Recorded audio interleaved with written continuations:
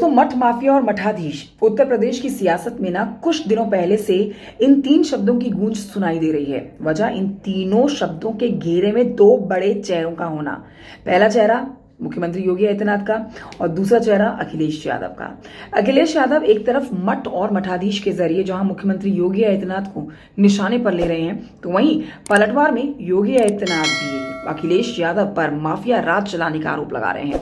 दिलचस्प यह है कि दोनों ही बड़े नेताओं की ये लड़ाई तब शुरू हुई है जब यूपी में विधानसभा की 10 सीटों पर उपचुनाव होने हैं। देखिए, उत्तर प्रदेश की राजनीति से बड़ी खबर है, बड़ी जानकारी है जो मैं आप तक पहुंचा रही हूं, इसे ध्यान से देखिएगा। जुबानी जंग की शुरुआत कैसे हुई है ये आप सबसे पहले जानिए। 4 सितंबर 2024 को बुलडोजर कार्रवाई के खिलाफ सपा कार्यालय में बोलते हुए अखिलेश यादव ने कहा कि बुलडोजर का आग कान नहीं होता है, सरकार बदलने में बुलडोजर गोरखपुर की तरफ मुड़ सकता है। अब इस पर जवाब देते हुए मुख्यमंत्री योगी आदित्यनाथ ने कहा कि भाई बुलडोजर चलाने के लिए दिल और जिगरा चाहिए। ये पहला स्टेटमेंट था अखिलेश यादव का, जिससे बवाल मच गया था। आगे जानिए।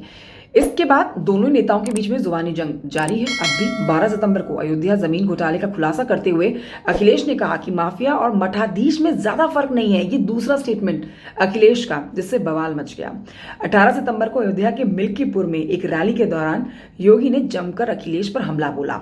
योगी ने कहा कि वे सपा की सरकार माफिया चलाती थी, बबुआ माफियाओं के सामने नाक रगड़ते थे, इसलिए उन्हें माफिया और संतों के बीच का फर्क मालूम नहीं पड़ रहा।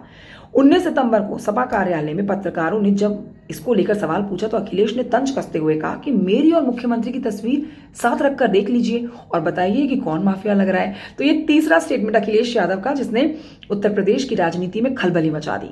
अखिलेश ने 20 सितंबर को एक पोस्ट करते हुए लिखा कि भाषा से पहचानिए संत साधु वेश में धूर्त अनंत। ये चौथा स्टेटमेंट अखिलेश यादव का, जिससे वो सुर्खियों में आ रखे हैं। अखिलेश यादव इतने मुखर क्यों हो रखे हैं दोस्तों, ये आपके लिए जानना बहुत जरूरी है। देखिए, पहला कारण विधानसभा का प्रस्तावित उपचुनाव। लोकसभा चुनाव में समाजवादी पार्टी को बड़ी बढ़त मिली है। सपा के नेतृत्व में इंडिया गठबंधन ने यूपी में 80 में से 43 सीटें जीती हैं। बीजेपी के लिए इसे एक बड़ा झटका माना गया।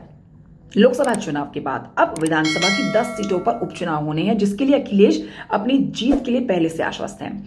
कहा जा रहा है कि लोकसभा में मिली हार से उबरने के लिए ही अब बीजेपी ने उपचुनाव में बेहतरीन प्रदर्शन करने की रणनीति तैयार की है।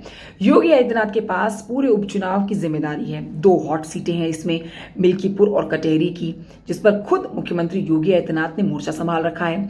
लोकसभा के बाद अगर विधानसभा के उपचुनाव में सपा को उम्मीद के मुताबिक जीत नहीं मिलती है तो पार्टी के मिशन 2027 पर सवाल उठेगा। इसलिए अखिलेश यादव के निशाने पर योगी आदित्यनाथ है और जमकर वो निशानेबाजी अखिलेश योगी की तरफ कर रहे हैं, बयानबाजी कर रहे हैं। देखिए, हिंदुत्व की छवि को एक समुदाय में समेटने की नीति समझिए। 2017 में ना योगी आदित्यनाथ को जब बीजेपी ने मुख्यमंत्री घोषित किया तब कहा गया कि बीजेपी हिंदुत्व की रणनीति को साधना चाहती है।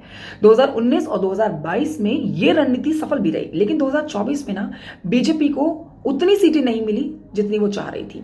बीजेपी अयोध्या की फैजाबाद सीट भी हार गई। इस चुनाव परिणाम से गदगद अखिलेश अब योगी आदित्यनाथ को छोड़ नहीं रहे हैं और योगी आदित्यनाथ की हिंदुत्व की छवि को तोड़ना वो चाहते हैं।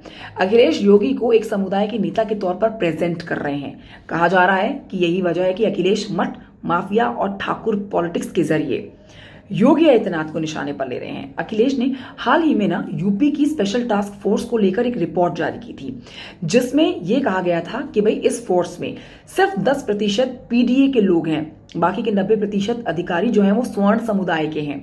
तो यह आप कह सकते हैं कि यूपी के मुख्यमंत्री योगी आदित्यनाथ, जो कि लंबे वक्त से ठाकुरवाद को बढ़ावा देने का आरोप झेलते आए हैं, लेकिन लोकसभा के बाद अखिलेश इसे हवा देकर उनकी हिंदुत्व की छवि को तोड़ने की कवायद में जुटे हुए हैं।